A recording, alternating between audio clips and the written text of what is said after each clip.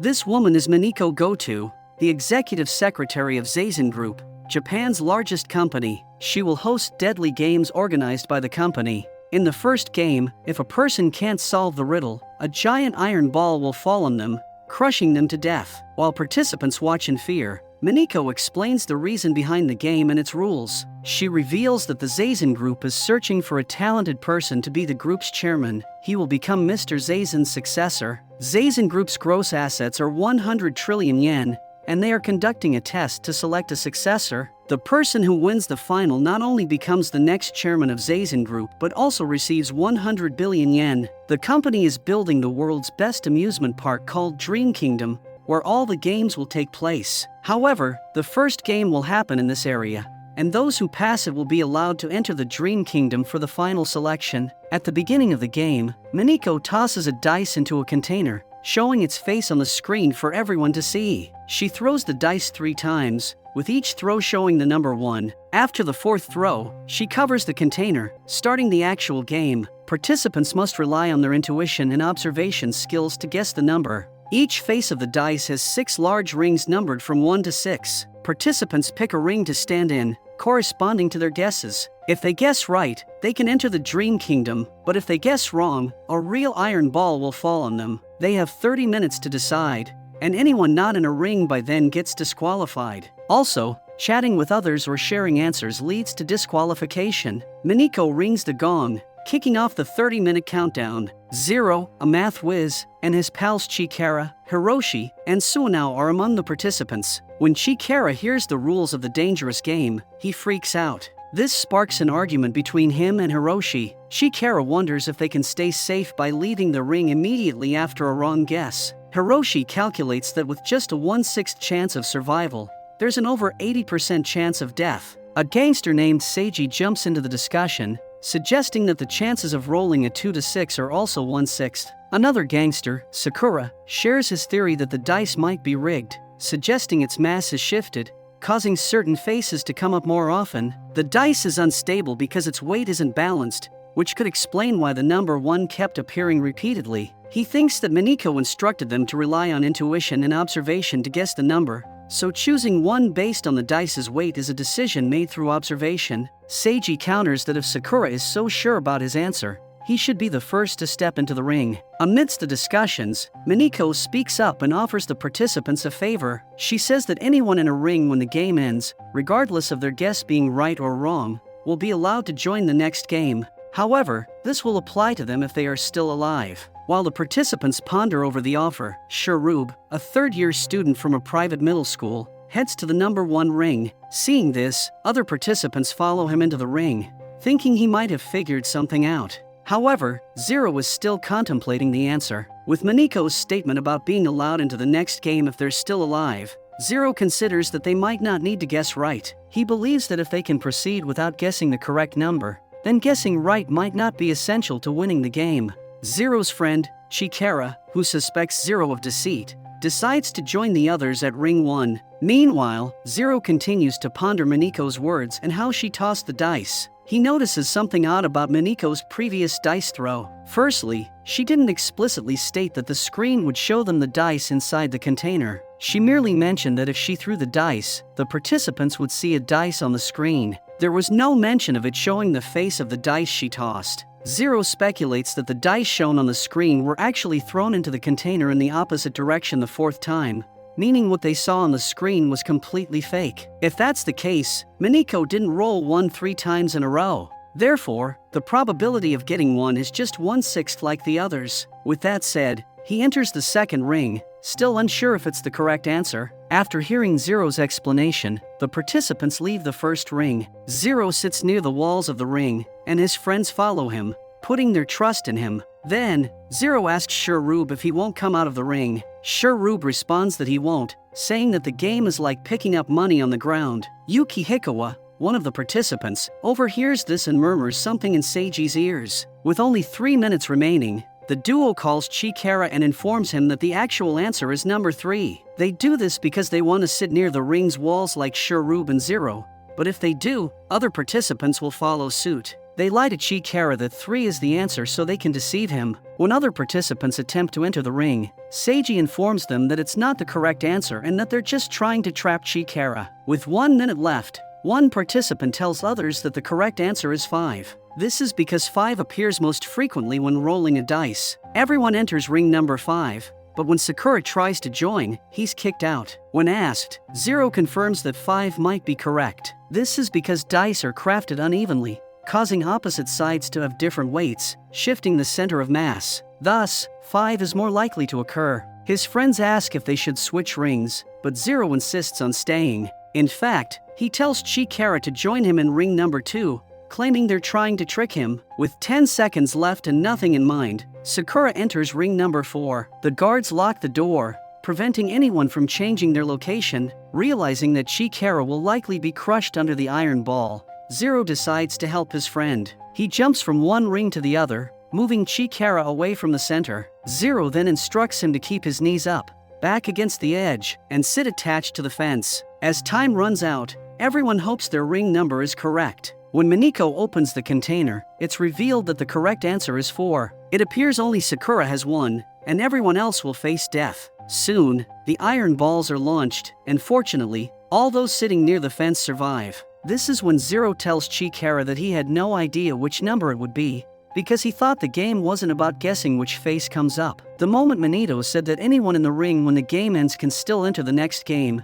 Zero realized the point wasn't which face comes up, but if they're observant enough to notice a gap between the iron ball and the ring. Zero didn't know the size of the iron ball from the ground, so he wasn't confident. The surviving participants were happy until they saw the chaos in ring number 5, where everyone had been crushed to death. Mineko then announces that the remaining participants in the rings can enter the main competition. She's about to question Zero about violating the rules, but Zazen Group Secretary Kuroda gives her a message, stopping her. It turns out that Zazen Group Chairman, Mirio Zazen, has decided to overlook Zero's rule violation because he believes things are going to get more interesting. The participants are brought to the park, Dream Kingdom, where the next game, Quarter Jump, will be played. Mineko briefs Zero on the rules. He'll stand on an elevated platform. For only 10 seconds, his mask will be removed so he can look around. After 10 seconds, he'll put his mask back on, and the platform will rotate. Then, Zero has to jump in the right direction towards the safe exit. If he jumps towards any of the 3 out directions, he'll fall, losing not only the game but also his life. The game begins, and the platform rotates. Completely disoriented,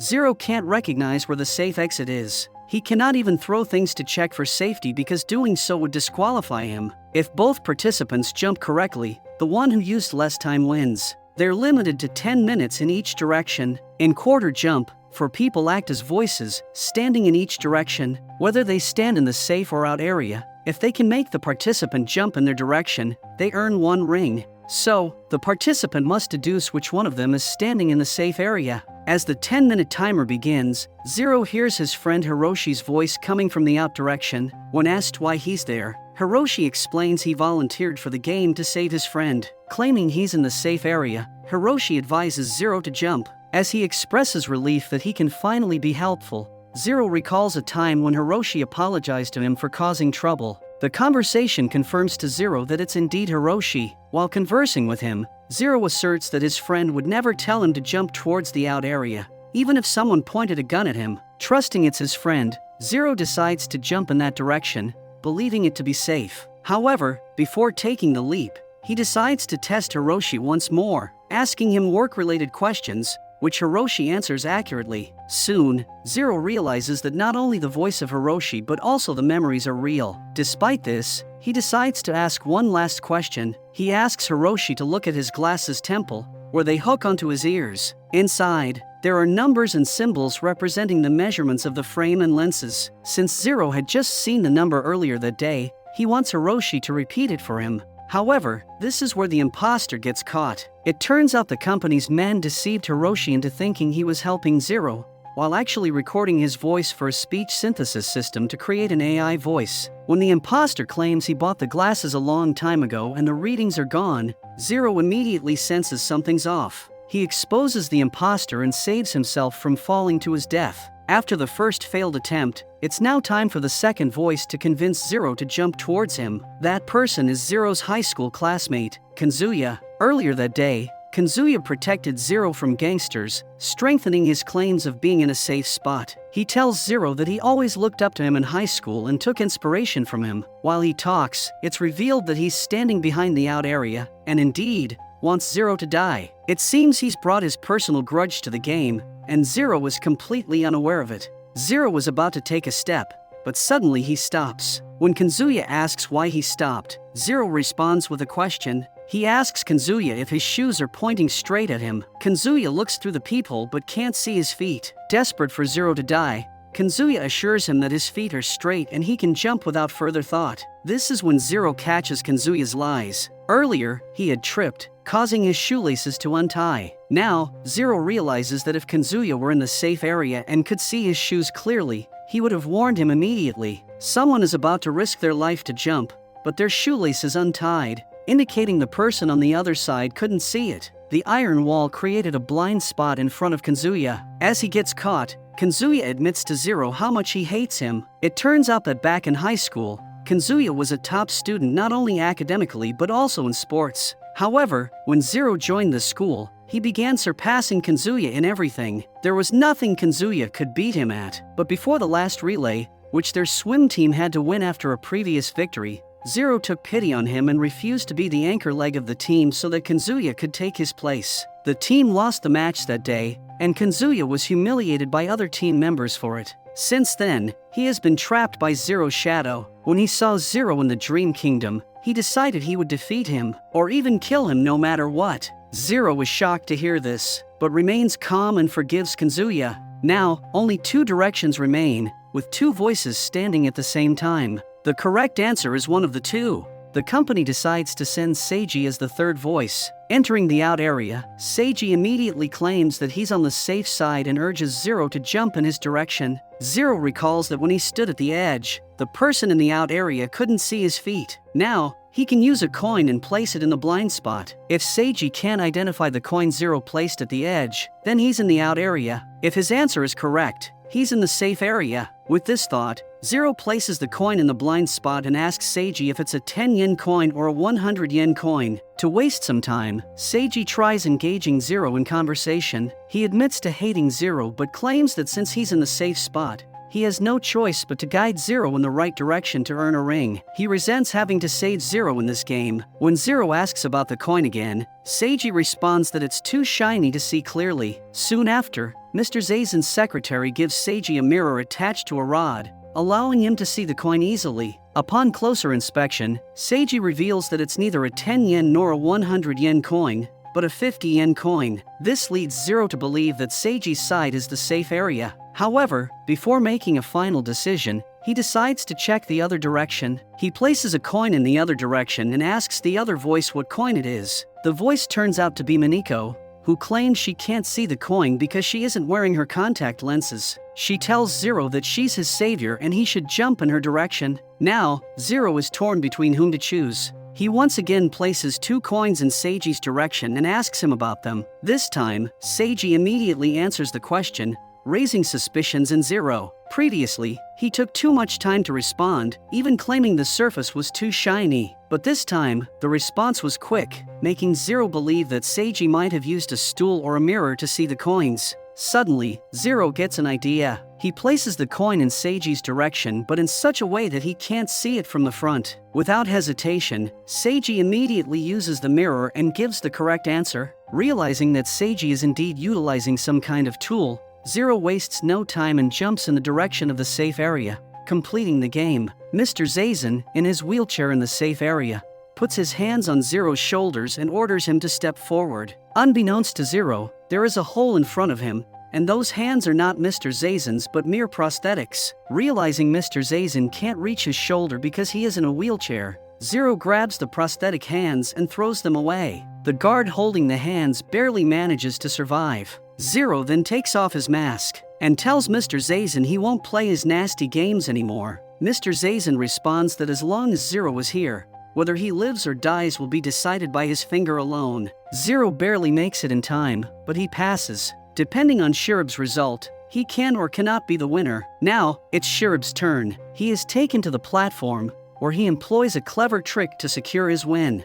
He bends and joins his thumbs at the joint while shielding them from view with his hands. Then, he asks the voices if the tips of his thumbs are joining. His head prevents others from seeing the thumbs from above using the mirror, while his hands block the side view of the thumbs. Sakura, who is in the safe area, manages to see the placement of the thumbs. As soon as he gives the correct answer, Shirub jumps in his direction, finishing the game in a mere 40 seconds. It turns out that as Zero returned to the base of the building, he saw that the company used long rod mirrors to see the coin placement. While Shirub was being taken to the platform, Zero intervened. Not wanting Shirub to fall victim to the company's dirty tricks, he warned him, saying, "Don't force yourself to jump if you still want to live." He then threw his coins to the floor, giving Shirub another hint that only he and Shirub knew. He then explained to his friends that his message to Shirub was cryptic. In the message, "If you still want to live," one of the words, when read backwards, meant mirror. The reason behind throwing the coins was to inform Shirub about the blind spots, and how he could use the coins to determine them. After winning the game, Shirub manages to get 3 rings in total. When he meets Zero, he suggests that Zero shouldn't help him again. Though he intercepted the hidden message, it was difficult for him to understand if he should trust his enemy or not, which, according to him, made things even more confusing. Soon, Sakura and Seiji team up with Zero, and the trio sign up for a game called Triangle Maze. What's even crazier is that whoever fails to get the correct answer will drown. As the game begins, the trio is taken to a triangular room. Each of them rolls a dice before the game starts. According to the rules, the person who gets the smallest number will go inside a circle. Zero rolls a 1, so he is cuffed to a pole in the circle. Soon, Zero gets trapped in a cylindrical glass, and the only way out is if he answers the given question. The other teams playing the same game are Shirub's team and Zero's friend's team. To win, they simply have to answer the only question Mineko asks. A tablet is provided to the participants with all 25 options for the question. From choice 1 to 25, the participants have to choose one they think is the answer. They can use a sketchbook and pen to organize their thoughts. They have only 30 minutes, and only the first team that answers the question correctly will be given 3 rings in total, 1 for each member. Mineko has come up with an evil way to give the participants an idea of how much time they have left. They have prepared a stopwatch in each room called the Human Pillar Stopwatch. Water will be poured in when the game starts, so the participants have to look at the rising water level to see how much time they have left. The time to complete the game is 30 minutes, but at 25 minutes, the water will reach the level where it will drown the person. When one team gives a correct answer, the water will stop being poured into all tanks. Each team will get only 1 chance to send an answer. So, if they fail once, they can only wait for another team to answer the question correctly. Zero is enraged that Mr. Zazen continues to play with people's lives, but he's forced to participate in the game. The one and only question is, all rooms are the same. What are you? Sakura writes the question on the sketchbook to show it to Zero. Unlike Sakura, Seiji has evil intentions. Since he has the tablet,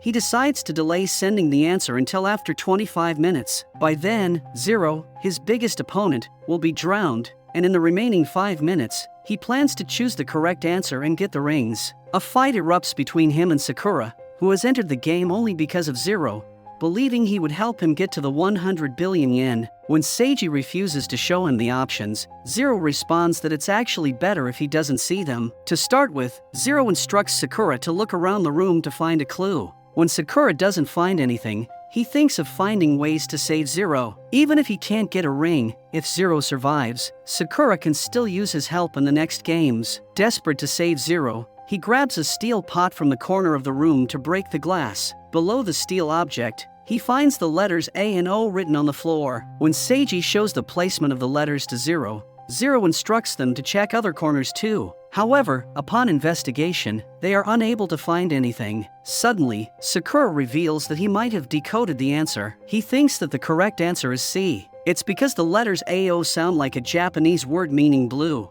The word blue reminds him of the sea, so that's why he believes C is the correct answer. However, Zero isn't satisfied with the answer. He believes that AO doesn't represent letters but is actually symbols. Suddenly, he gets an idea. He tells Sakura to draw a triangle in the shape of the room. He then has to draw a curve at the corner. It then dawns upon them that it represents the curve drawn at the triangle's corner, and O represents the symbol of degree. Zero now realizes that calculating a certain angle of this triangular room is the breakthrough to solving the question, but he doesn't know how to calculate the angles. What he needs to calculate an angle is the length of the sides. To get the length, he orders Sakura and Seiji to count the number of panels on both sides. After getting the answer, Zero realizes that the room they are in is an isosceles triangle. He then orders Sakura to count the panels of the other room too. Getting the length of the sides of the other room, Zero realizes that the room is one of the two isosceles triangles put together. Noticing the dimensions of the triangles, he believes that the angle they have to calculate is 36 degrees. Though they found the angle number, no one knew what to do with this information. Zero rethinks the question, which is, all the rooms are the same, so what are you? Zero suspects that if all the rooms are the same, then there must be something that connects their room with the other triangular rooms. Thinking along those lines, it seems like something connected to a triangle might be the right option. Among the options, windmill, star, and diamond have triangles in them. Zero believes that thinking in this way might lead them to a solution. He helps Sakura understand some math so he can also play his part in finding a solution by thinking outside the box. Amid the discussion, Sakura ponders the importance of the angle being 36 degrees. Suddenly, he comes up with an idea. 3 plus 6 equals 9, and that reminds him of the card game named Kabu, which is a Japanese word for turnip. Turnip is typically cut into slices, just like the rooms are divided into separate pieces. They quickly check the tablet and are surprised to find that turnip is one of the options. However, the calculation doesn't stop there. If all the rooms are the same according to the question, then all of them have a 36-degree angle. If 360 degrees is divided by 36, then the answer will be 10, indicating that there are 10 rooms. Whatever their shape is, the shape that all of them make together from above is the answer to this question. Meanwhile, other teams choose a random option out of desperation. Mineko marks their answers as wrong, making it evident that all the participants in the cylinder will die today. Only Zero and Shurub are left behind. Zero figures out that they are inside a decagon, and if the rooms are combined, they will make a star shape. Before they can select the option, Zero reconsiders and stops his team members, saying that their answer might be wrong. When Zero sees the options again, he realizes that the correct answer is not star but windmill. If it were a star, the layouts of the rooms wouldn't be facing the same way, but they do if they are arranged like a windmill. While Sakura chooses the right option, the water level in Zero's tank gets full, causing him to drown. Mineko receives the answer, and to her dismay, windmill is the right option. With a heavy heart, she presses the button, uncuffing all the participants and draining the water inside the cylinder. As the water drains slowly, Sakura uses the metal rod to break the glass so Zero's life can be saved. Soon, the water drains, but Zero is still unconscious. Seiji, who was rude to him the whole time, steps in to conduct CPR on him. Luckily, Zero regains consciousness. Since they have won the game, each of the team members gets one ring. The next game is called The Anchor. It's a quiz game hosted by Kotaro. While explaining the game to the participants, Kotaro reveals that it is a game that tests the bond between friends. The main feature of this quiz show is the anchor, which has a very sharp blade beneath it. The anchor will rise if they answer the question right, but if they answer it wrong, the anchor will descend. The rate of descent is determined by the number of points. They will be shown a panel with letters of the alphabet from B to Z. Each question is answered by a different person. Each person will take responsibility for their own question, but a person's mistake will be a joint responsibility. The game begins, and Hiroshi chooses the letter G. The question was pretty simple,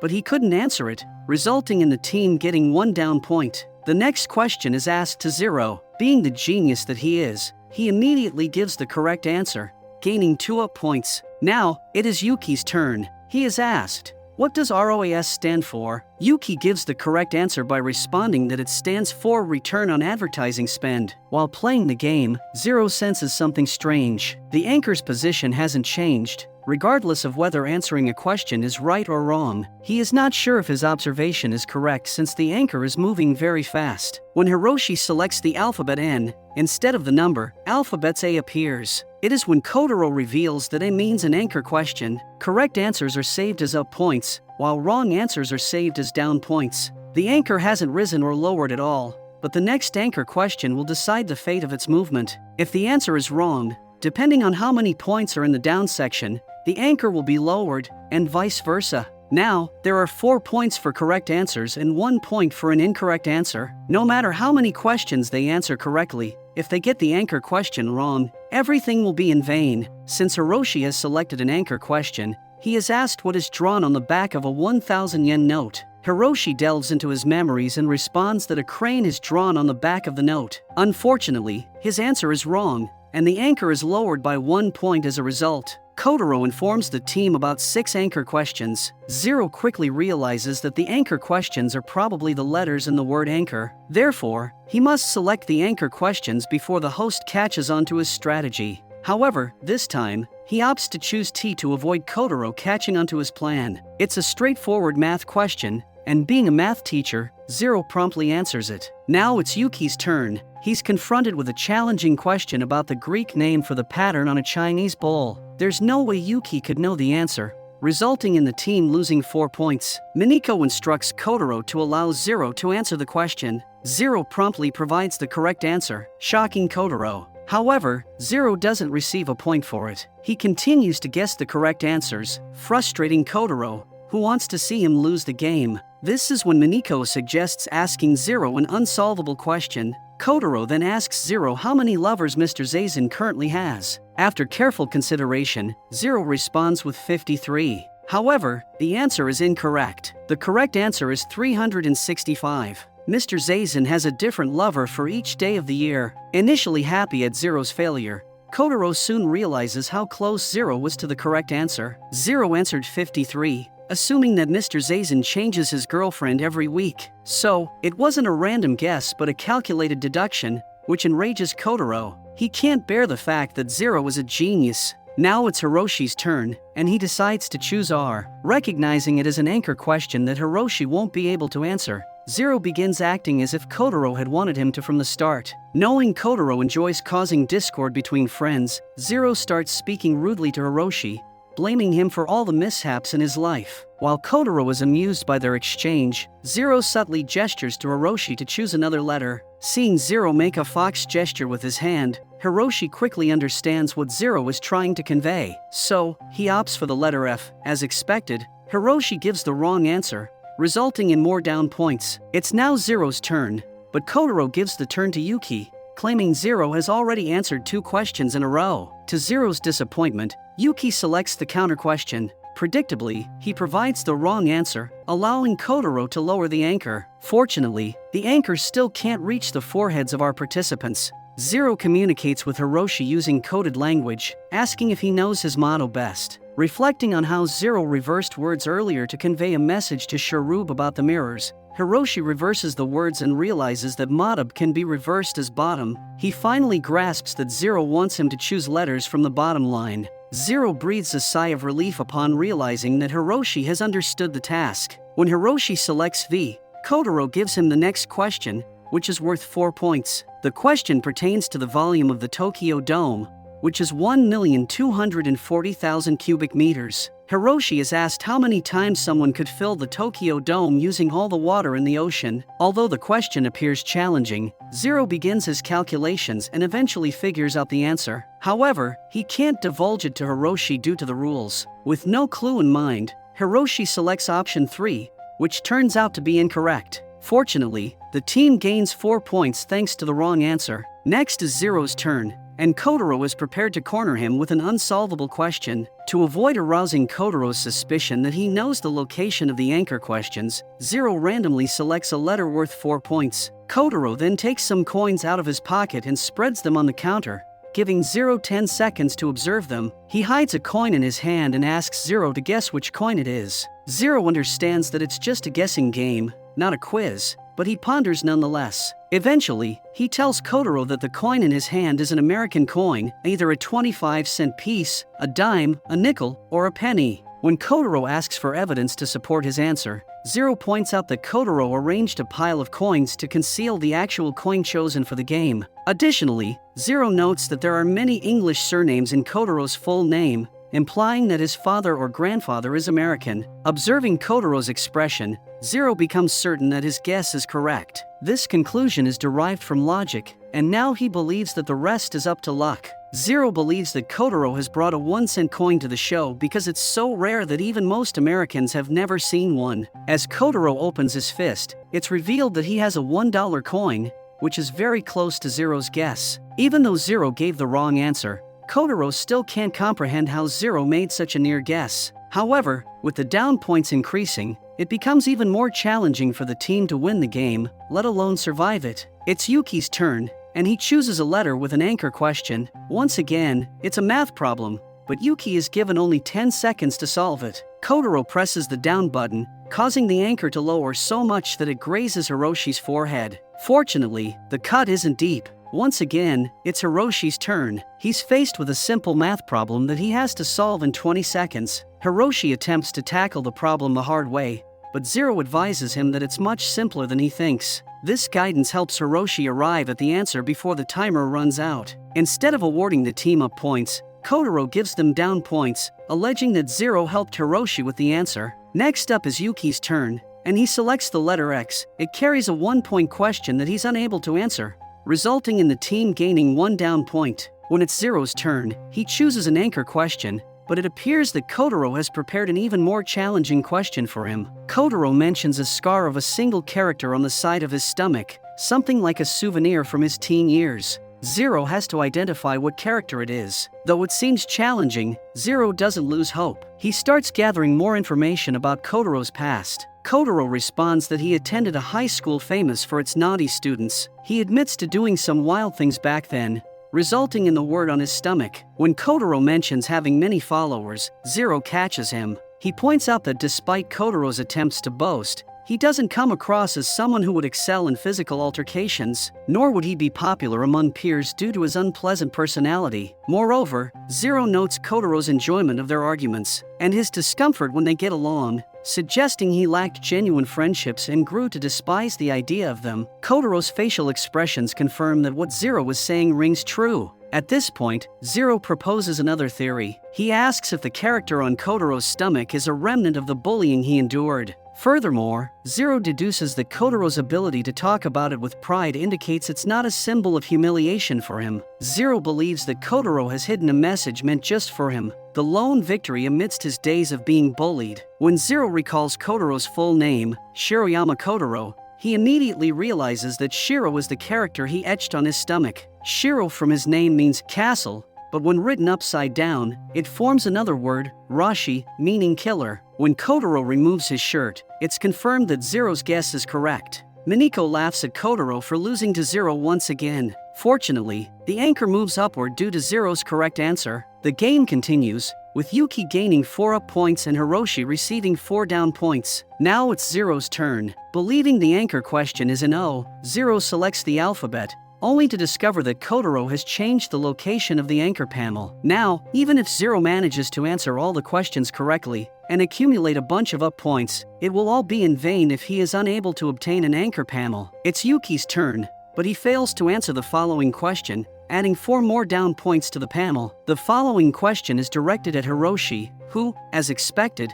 can't answer it. With a total of 12 down points accumulated, no one can alter the fate of the team until Zero obtains an anchor panel. From the remaining alphabets, Zero chooses I, hoping to receive an anchor question. However, Mineko's team swiftly places point 1 at I, attempting to prevent him from getting an anchor question. Despite this, Zero answers the question correctly and gains an up point. It's Yuki's turn again, and to everyone's surprise, he receives an anchor question. While Kotaro asks the questions, Zero begins to create a scene. He bursts into tears, expressing that he has considered every possible scenario but sees no way of winning. He can't forgive himself for not being able to protect the lives of his friends. Zero's reaction distracts Yuki, and he is unable to answer within the given time frame. As Yuki fails to provide the complete answer, the anchor will now be lowered 12 points down, spelling doom for the team. With Kotaro pressing the start button, it seems inevitable that all 3 participants will meet a ruthless end.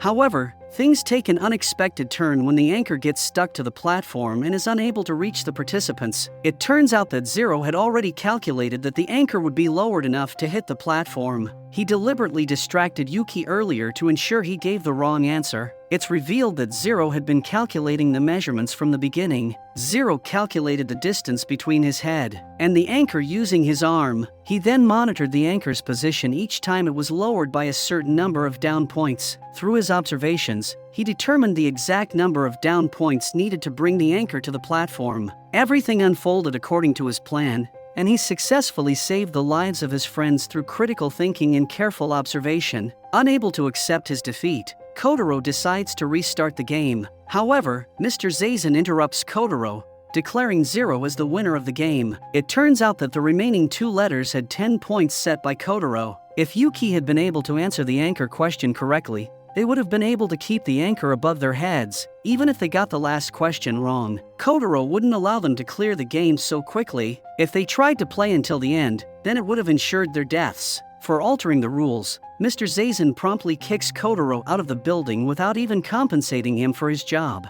He then commends Zero and presents the team with the rings they deserve. Before departing, he encourages Zero to entertain him again with another life and death struggle. The next game is called The Witch's Manor. It requires 21 players, and if they win, each player receives 1 ring. A countdown of 25 minutes begins, and the players receive instructions through a letter emerging from the witch's mouth. The witch explains that there's only one way for all 21 captives to escape the manor alive. They must break the spell cast on the room. The letter also provides a clue. Hidden numbers within the room must be located, and the spell upon them must be broken so that the players can escape. Making a mistake will result in death. The correct solution starts with the soldiers standing to the left of the cannon. The 11 soldiers to the right of the cannonball are numbered, with numbers 9 and 10 being 4 and 2 respectively. The players have 2 chances to submit the answer. Everyone believes that Zero, being a genius, should come up with the answer in a minute. This impatient attitude infuriates Hiroshi.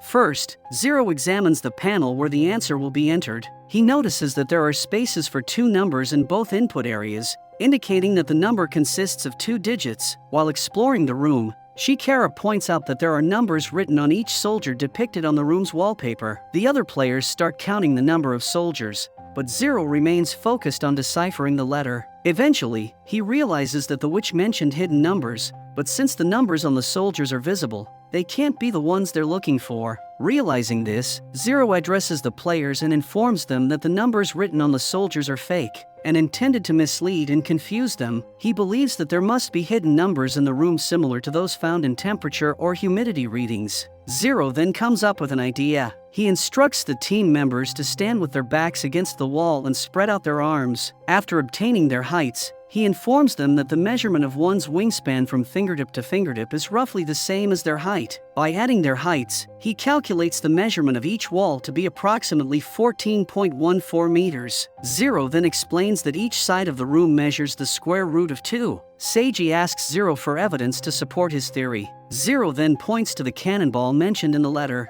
According to Zero, the cannonball serves as the decimal point, and the suits of armor on the wall represent digits within the number. This means that if they apply the square root of 2 to this series of numbers, the 9th and 10th soldiers after the decimal point are the numbers they should input. To confirm Zero's claims, Seiji and Yuki perform their own calculations and discover that the number after the decimal point also includes the number 21. Using Japanese wordplay, they interpret this number as the 21 people were massacred. Zero was aware of this interpretation but chose not to reveal it to avoid causing panic among the group. Suddenly, one of the participants collapses on the ground after being injured by a spear coming out of the wall. Panic ensues, and soon, all the spears emerge from their holes, with the wall closing in. With only 16 minutes remaining, Zero decides they can't waste any more time. He suggests a method for the team members to calculate the 9th and 10th digits after the decimal point of the square root of 2. This way, they can verify the accuracy of their calculations collectively, which is more reliable than relying on a single person. After careful calculation, Zero determines that the 9th digit is likely 2. Before they can find the 10th number, a group of participants confronts Zero, suggesting that he might be approaching the puzzle incorrectly. In a bid to assist Zero during this difficult moment, Seiji pretends to doubt him. The others join in, supporting Seiji, but when Seiji performs his own calculation and confirms that Zero was correct all along, the participants regain faith in Zero. They resume working together to find the 10th number. Soon, they discover that the 10th digit is likely 3, and it becomes clear that the 9th and 10th digits after the decimal are 2 and 3, respectively. With confidence, Zero inputs the numbers, but to his shock, the screen displays that his answer is wrong. This further angers the rebels, who decide to overthrow Zero. Amidst the chaos, Yuki approaches Zero and slaps him, asking if he can't lead them out of the room. Then who will? This motivates Zero, and he recommences his efforts to solve the puzzle. A riot erupts between the two groups, with the rebels attempting to input their answer while Zero's followers block their path. Amidst the chaos, Zero refocuses on the witch's letter and realizes that he has overlooked soldier number 11. The letter states that the 9th digit and the 10th digit, and also the 11th digit, all play a specific role. While Zero is still trying to decipher this, a pair of sunglasses falls near the letter, revealing something crucial to Zero. He realizes that there is a spell written around the letter in which the letters are mirrored. The spell indicates that there is a key carefully cut round on the right of the 10th. Zero understands that the number 23 will be affected by the number of the 11th soldier in the line. Cut round means that they have to round off the number. If the last number is 4 or less, the digits will be rounded down, and if it is 5 or more, the numbers will be rounded up. Upon careful observation, Zero finally deduces the answer, which is 24. With the spears closing in, Zero inputs the numbers. To everyone's relief, it is the correct answer. The walls then move backward, and the spears retract into their holes once again. The game appears to be over until the witch starts shaking and shatters.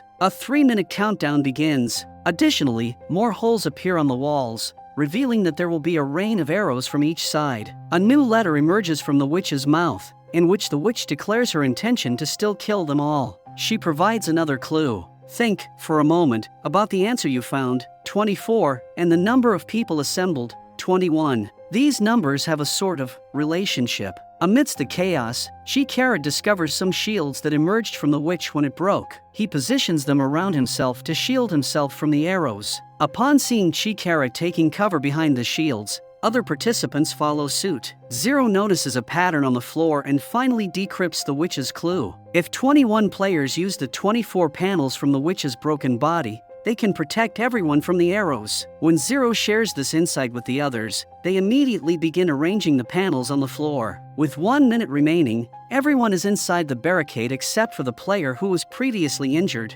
Instead of leaving him behind, Zero decides to help him to safety. Witnessing Zero's struggle, Seiji joins in to assist. With just 5 seconds left, the trio is still outside the protective barricade. However, just before time runs out, they manage to enter the barricade. Quickly ducking, they avoid getting hit by the rain of arrows. As the game ends, everyone celebrates their success. Now, Zero only needs one more ring to claim his reward. However, the celebration is short-lived, as sirens blare and the announcer reveals that Shurub has secured his 4th and final ring. Instead of selecting Shurub as the next chairman, Mr. Zazen decides to arrange a final competition between him and Zero called Breakdown. First, the players must surrender their rings. They are then provided with 4 easily breakable boxes, each containing the rings earned during the competition. To protect their rings, each player receives 8 iron ring guards. When they place the guards inside the boxes, the other players won't know which rings are protected. Once a guard is used, it cannot be used again.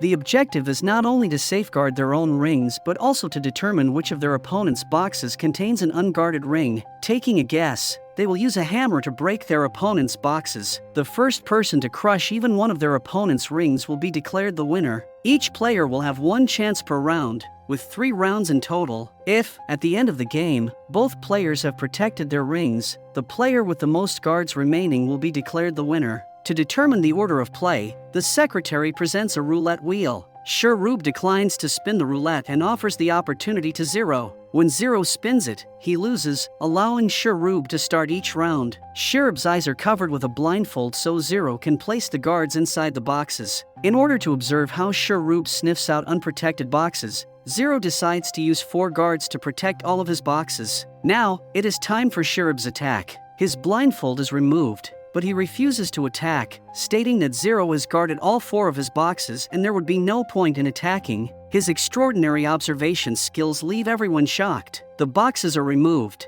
and it becomes clear that Shurub has guessed correctly. Now, it is Zero's turn to attack. With his eyes blindfolded, Shurub places the guards. As soon as Zero removes the blindfold, Sherub informs him that he has used only one guard. This further confuses Zero, who is unsure whether to trust Sherub or not. Observing Sherub's focused gaze on one of the boxes, Zero realizes that it might be the unguarded one. Falling into the trap as expected, Zero strikes the box Sherub was fixating on, only to find it guarded. Sherub deliberately fed false information to Zero, who played right into his hands. Now, it is Sherub's turn to attack. Zero uses 3 guards, leaving one of the boxes unprotected. As Sherub prepares to attack, Zero questions how he knew that all 4 boxes were protected in the previous round. Sherub explains that he could see gaps in Zero. When Zero inquires about the gaps, Sherub reveals that he has always been able to perceive gaps and seams in everything. This revelation dawns on Zero,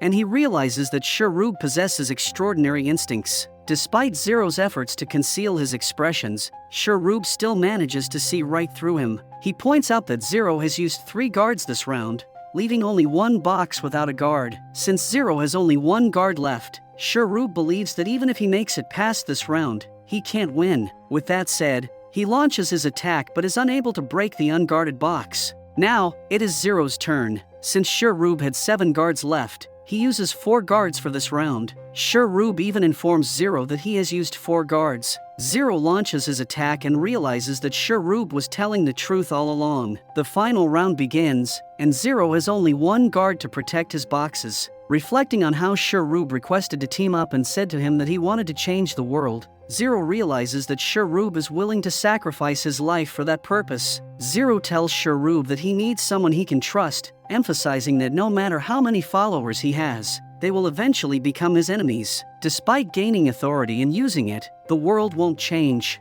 Sherub then asks Zero where he can find people he can trust. Zero responds that Sherub can place his trust in him. He acknowledges the gaps and flaws in this unjust world, knowing that Sherub wants to save it regardless of whether he lives or dies in the process. However, Zero doesn't want Sherub to gamble with his life like that. He emphasizes that every life here is worth more than 100 billion yen. Zero warns Sherub that if he forgets this, he will become a slave to the ideology of money and power. Zero aims to protect Sherub from that world so that Sherub can protect others from it. Unlike before, Sherub is now unable to read Zero's expressions. He believes that this time, Zero is not thinking about the boxes. He is only thinking about him. Upon hearing Zero's words expressing his desire to change the world, the other participants begin chanting his name and urge him to save the world, just as he saved them in the games. Sherub launches an attack, and to everyone's shock, he hits the only box that was guarded. There are still chances that Zero can win this game. Now, it is Zero's turn to attack.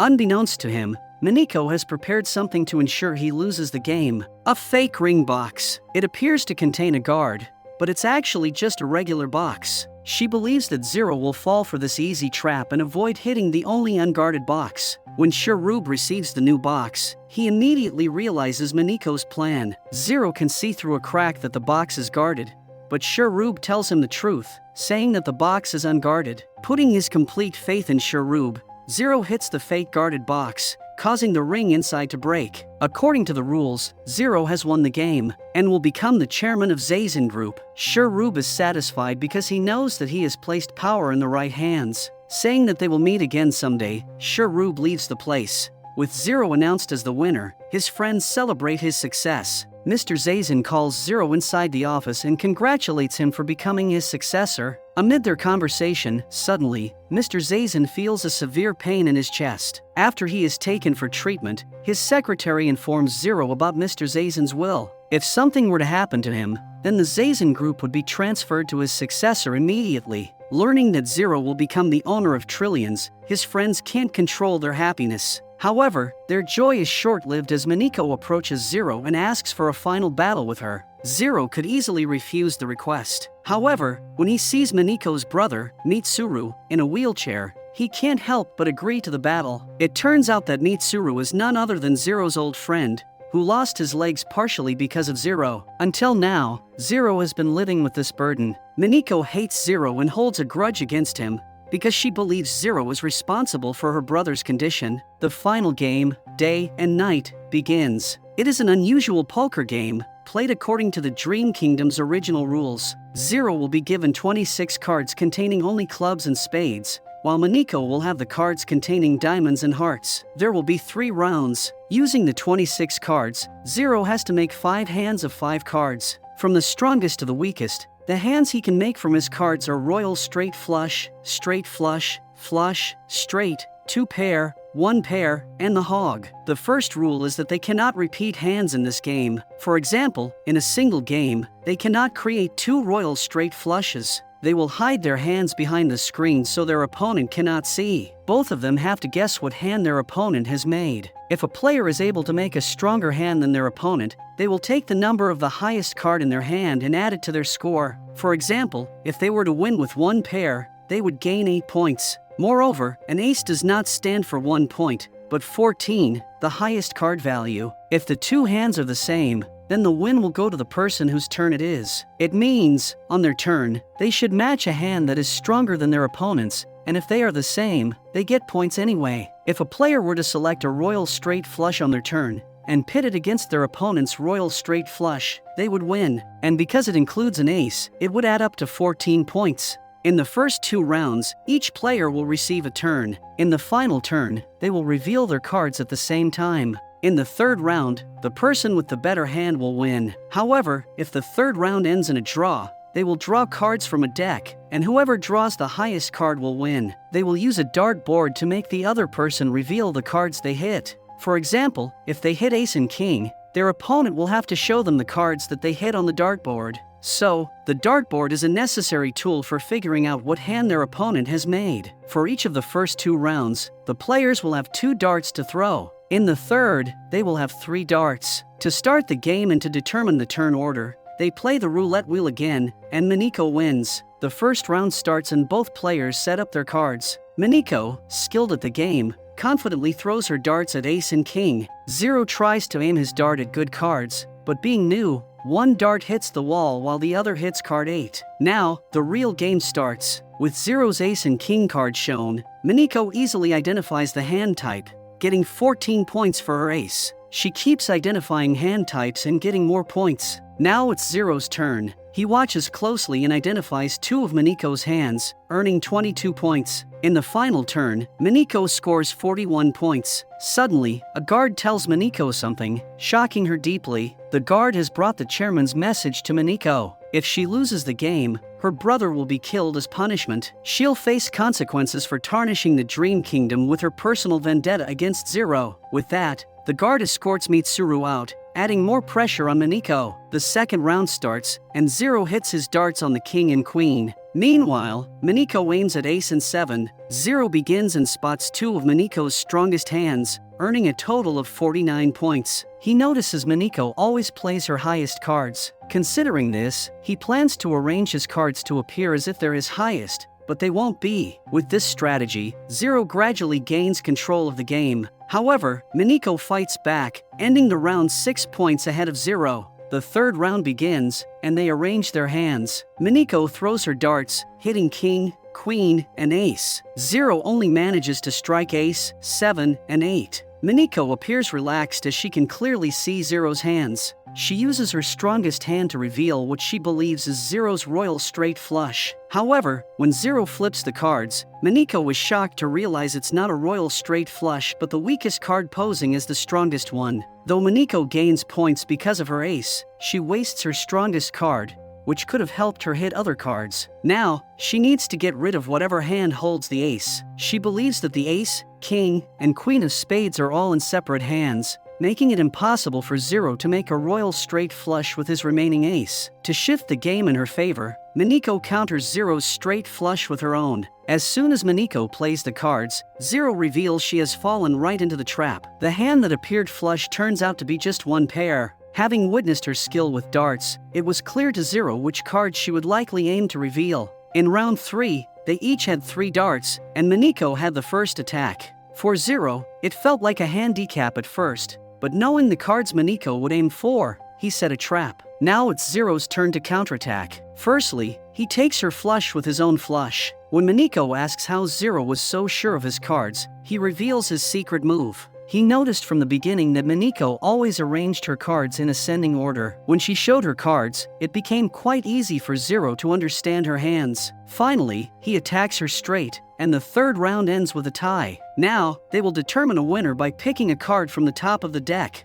Miniko can't do anything now. It's all up to luck. Firstly, Zero picks a card, which turns out to be a king. Now, if Miniko gets an ace, only then will she win and ensure her brother's safety. Her hands begin shaking with fear. She then grabs the card and is relieved to see that it is indeed an ace. Miniko wins the game and becomes the chairman of the Zazen group. Yuki applies for a job at her company, and with a deck in his hand, shows her how she won the game. It turns out that when Zero reached out to grab a card, he already had 2 cards hidden in his palm, a king and an ace. While attempting to pick up the card, he discreetly replaced it with one he had already chosen. He did all of this because when the guard arrived to warn Miniko about her brother, Zero immediately suspected something. He couldn't save his friend once, and this time, he decided to be there for him. By giving Miniko her victory, he managed to ensure Mitsuru's safety. Zero then meets Mitsuru, who has forgiven him and is ready to move on. Mr. Zazen acknowledged Zero's efforts in the games and gave him the 1 billion yen he deserved. Zero entrusted the responsibility of distributing the money among the needy to his friends. The series ends with Zero once again pursuing his ambitions that he had set aside because of Mitsuru.